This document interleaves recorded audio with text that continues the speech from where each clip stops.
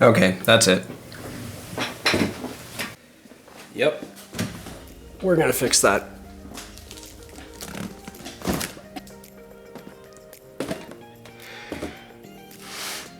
Howdy guys, Ponchato here, and today we are putting together a file server because I want to get that hard drive out of my computer and somewhere else. Also because servers are useful for, sharing files and folders across the network, but the main thing is I don't like that noise. Anyway, the components we're using: Fractal Design Node 304, which is a mini ITX case with 6 hard drive bays. All of them, importantly, have rubber vibration mounts, so the hard drives hopefully shouldn't make too much noise. For the processor, I went with an AMD Athlon 200GE, which is a 2-core, 4-thread. It doesn't really matter because it's a server, so it doesn't have to be fast. 4 gigs of memory, HP EX900 M.2 SSD. Again, doesn't matter because that's not going to be shared on the network. CPU cooler is going to be not a Fractal Design. The CPU cooler is a Be Quiet Shadowrock LP. This isn't totally necessary because the 200GE does come with its own stock cooler, but I kind of wanted to make a focus of making this as quiet as possible because it's going in my living room. So this will help with that.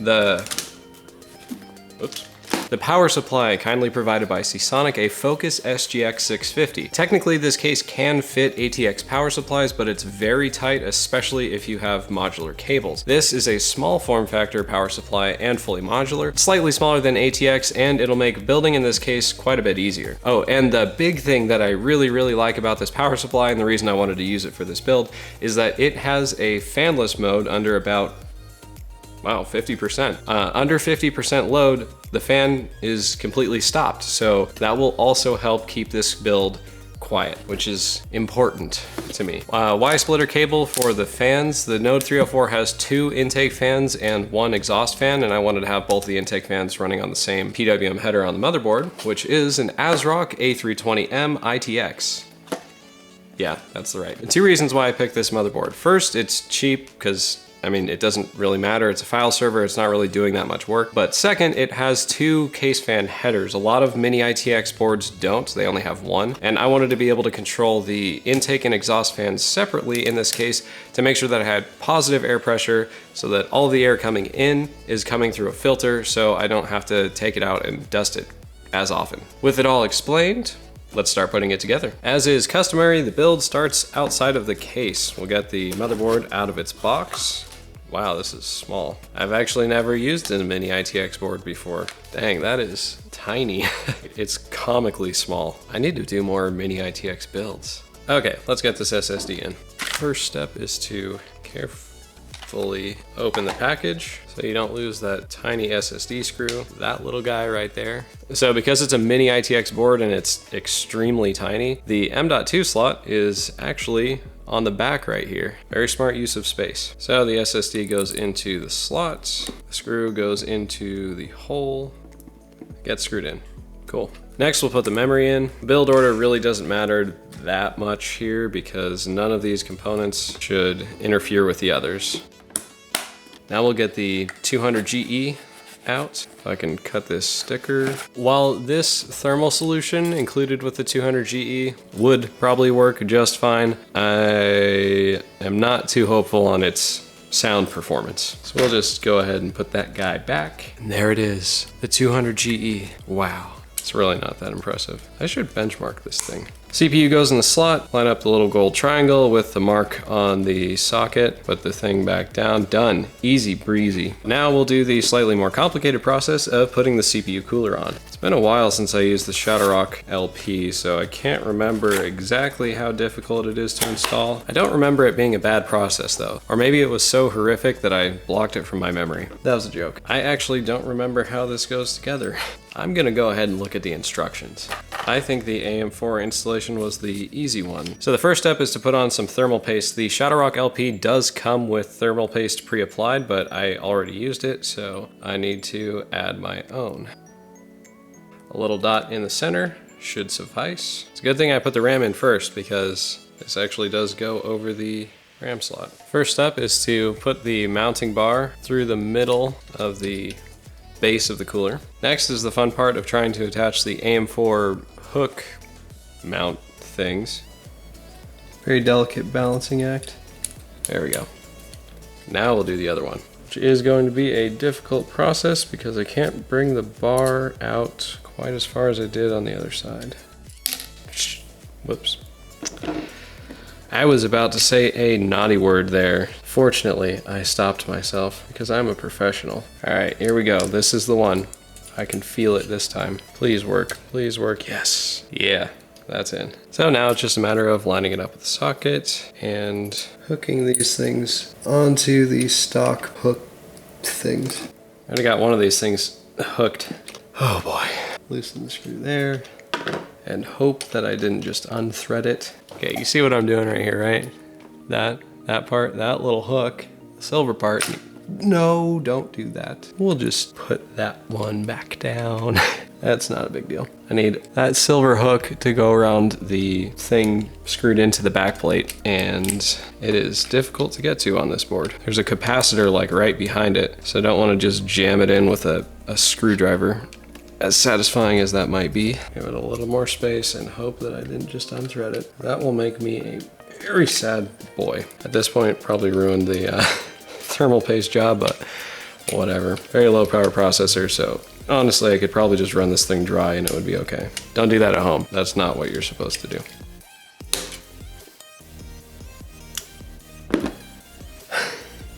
Got it, okay. I hope I didn't just poke a hole in any of the traces on the motherboard. Okay, actually I think I'm good. I'm pretty sure I just scratched one of the labels. And that's okay, because those don't actually do anything. I guess if it doesn't boot, we'll find out why. So with the cooler mounted to the motherboard, it's time to put on the fan, which is a 120mm Be Quiet Pure Wings 2. I'm gonna try to position it so that the fan header cable comes out right at the fan header on the motherboard. Then the two fan clips will hold it on. Then we'll do the same thing on the other side. It just involves pushing the fan clips down until they hook onto the heatsink, just like that. Cool, so the motherboard is all assembled. And I just stabbed myself, that hurt. There are some sharp protrusions on the back of motherboards, so don't flip it around like what I just did. That hurt. A quick note, many ITX motherboards do have a PCI Express slot, so you can put in a graphics card if you want to. But the other reason I got the Athlon 200 GE is that it has a built-in graphics processor, so I can just use the motherboard's built-in video outputs instead of having to deal with trying to fit a graphics card into that case. It can actually hold pretty big graphics cards, but it's a server, so it doesn't need to do any of that. Next, we will put it in the case, I guess. Let's do it. Actually, before I put everything in the case, I'm gonna plug it in and do a quick test boot to make sure that everything works, because it's a whole lot easier to change parts and figure out what's wrong when it's like this, rather than when it's inside a closed case and everything's already installed. The reason I do that is because I haven't done it before, and then I've plugged everything in and then something went wrong and then I had to take everything apart again. It's just a huge, it's a hassle. It's a hassle. So they got zip ties, mounting screws, and Velcro straps, which are super nice. I never use zip ties when I'm dealing with cables and cases because I need to be able to. Velcro is just a lot better because you can undo it. But what is this? This is an ATX to SFX bracket. The reason you need that is this power supply is tiny. Really tiny. I think that's a 120mm fan. SFX power supplies are 125mm wide, whereas normal power supplies are, ATX power supplies are what, 150? I can't remember the exact number. They're quite a bit bigger. And these are 63mm tall compared to 80 something, I think, on ATX power supplies, which is why you need this bracket to adapt the SGX 650 to ATX mounting holes. Now, because this is such a simple build, the only power cords I'm gonna need are the motherboard, 24-pin ATX, a SATA power cable, and a, there we go, CPU power cable. That will keep things very neat on the inside and easy to deal with the cables. Because again, it is a mini ITX case, so you don't have a whole lot of room to shove things around. Anyway, let's get it all plugged in and check to see if it works. Which I am really hoping it does, because I don't want to have to wait for replacement parts. Beautiful. Now let me plug in the power supply, and then we'll turn it all on. Let me plug it into a monitor first. so we can actually see if it's working, rather than just turning on and spinning the fans, which it'll do even if nothing is working. There aren't any lights or anything, so I have no idea if it's getting power, but if I do this, yes, okay, that's turning. If we direct our attention to the monitor,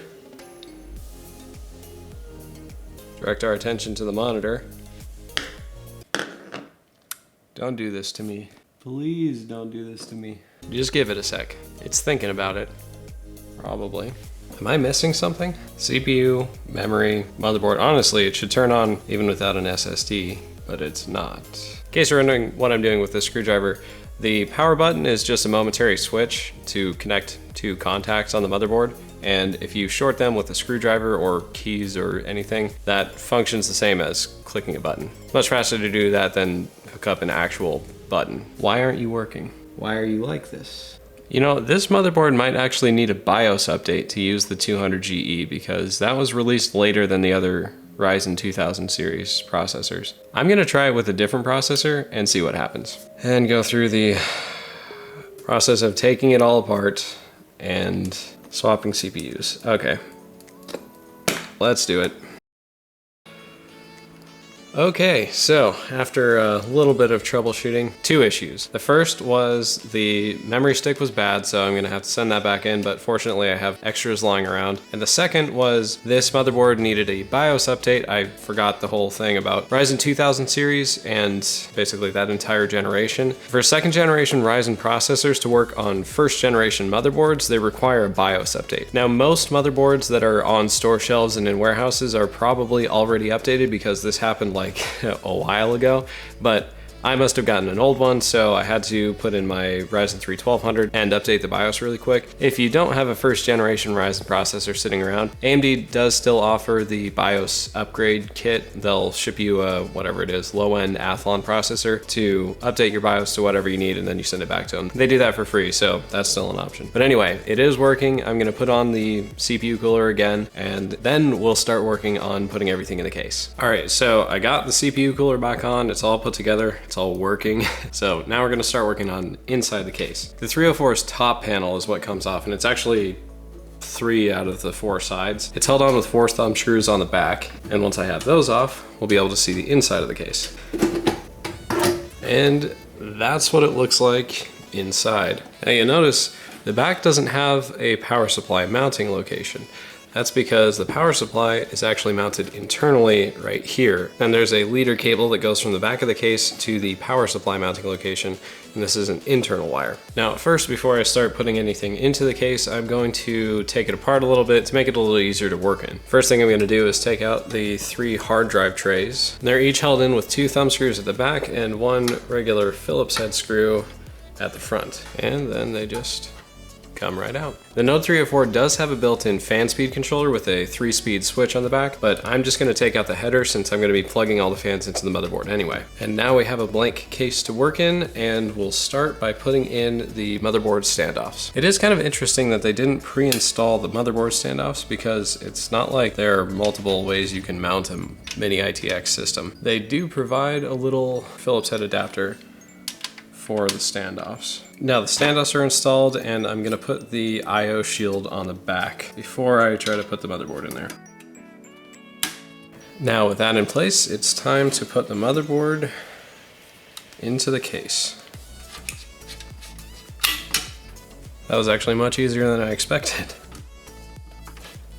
Motherboard in place. Now I will put the power supply in. The first step in getting the power supply in the case is to mount the ATX adapter onto the SGX 650. And there we go. Now it's ready to fit into a standard ATX slot. So the power supply just kind of slides in there, and then I'll mount it using the 3 provided screws. They only had enough room for 3 screws, not 4. There we go. Power supply in place. Next, I'm gonna mount my hard drive onto one of the hard drive caddies. What I'm gonna do is put the hard drive on the tray furthest in this direction to give me as much room as possible behind the power supply back here. All right, let's deal with some wires. These 2 front fans getting plugged into a splitter cable, which is then going to get plugged in a second because it's a small cable and it's easy to deal with. In fact, I think what I'm gonna do here is plug in all the power cables first because they're the thickest and hardest to deal with. And then all the other cables can wrap around them. I am not gonna be able to get to that motherboard power connector, so what I'm gonna do is take the power supply out first, plug the motherboard power cable in, and then reinstall the power supply. You know what, while I'm at it, I'm gonna take out the hard drive cage too. There we go. Oh boy. This is going to be a bit of a squeeze. If I go this way, it'll reach. I'm just gonna take the back fan out. Now with the back fan out, it should be pretty easy to plug in the CPU power cable.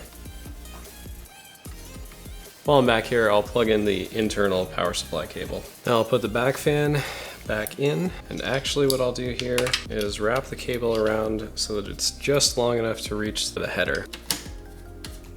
Now I'll plug in the SATA power cable just so that it's in here. Oh boy, this is gonna be hard. Yeah, I think that's in. Now the front panel audio headers, I believe that's right here. It's actually very easy to plug in when you don't have a graphics card. Now I'll plug in the intake fans. Those will go up here, I believe. And now the front panel power switch, hard drive LED, and power LED. I'm gonna put in my hard drive first and then put in the empty hard drive cages.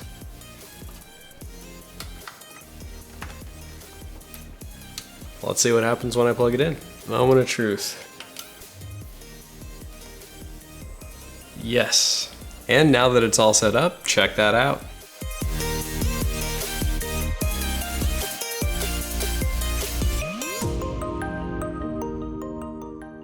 Anyway, the final step to actually turning this into a server is to actually share a drive or a folder on the network. In Windows, this is actually kind of complicated and not at all intuitive, but I'll walk you through all the steps. So the first thing we're gonna do is go down to your network icon, right click on that, open network settings, go to network and sharing center, and then click change advanced sharing settings. Once you're on this screen, turn on network discovery, turn on automatic setup, turn on file and printer sharing, and then go down to all networks and turn off password protected sharing. You can set up user accounts on other computers so that you can use password protected sharing, but I'm the only one on this network, so I have no reason to do that, and it just adds another layer of complexity that I don't want to deal with. So now the network sharing is partially set up, but we need to go to the drive or the folder that you're going to be sharing on the network and also enable more options there. Since I'm just sharing this entire drive, I'm going to right click on it, go to properties, then go to sharing, advanced sharing, share this folder, and then click permissions. Now, because I'm gonna be editing stuff on this drive,